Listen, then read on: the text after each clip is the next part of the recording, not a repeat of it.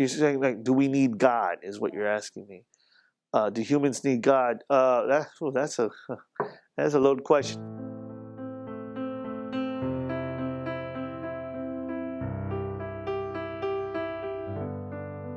One thing is believing in God, and another thing is following a religion. Because you can have a personal relationship with God and not have to go to church every day. I don't believe that it should be that way. Religion is not easy to define, but it's certainly associated with the worship of God.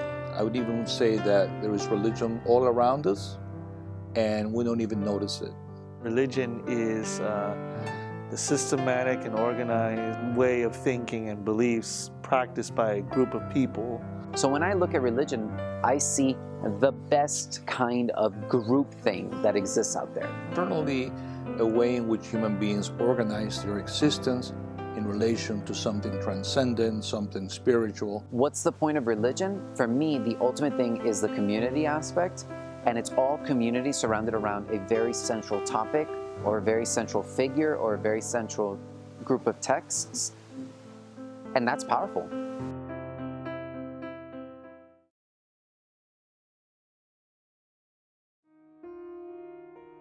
The question of religion and violence is front and center right now, and nobody really knows why that union is there, because if you think about it, religions are supposed to be about peace, about personal fulfillment, about all sorts of things. But all religions, just like any kind of ideology, have their positive and negative sides. People make that link. People make the link between religion and violence. It doesn't have to be there. I think a lot of people recognize there's so much diversity in people's minds about what they think about God, that to talk about religion and to talk about politics sometimes brings about tensions that are not necessary. In TV, I guess modern TV, they don't really talk about it. They kind of just like, it's not present in modern TV unless you're watching a Christian channel or like a Catholic channel. We're reluctant to talk about politics.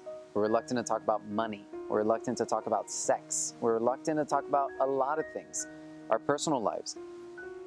And I could maybe say it's because we don't know how to talk about religion, which I think is true. We don't know how to talk about race. We don't know how to talk about these things. But I also think that religion is just one of those things because it's the thing we least know about. People might feel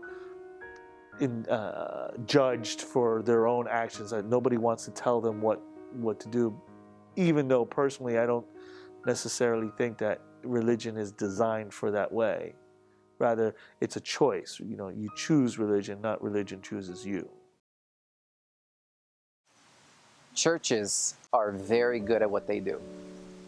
And what they do is they bring people together. And it's not just churches, it's synagogues, mosques, gurdwaras, meeting houses, whatever it is.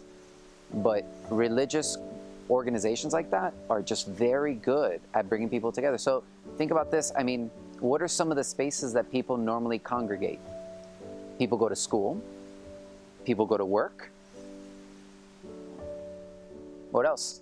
Some churches, for instance, see themselves primarily as centers of community where people come together, a lot of needy people, a lot of suffering people, and the church gives them a sense of meaning, a sense of community, of mutual support. For other people, the church is the body of Christ. Moral hypocrisy. Okay, on one level, it's true.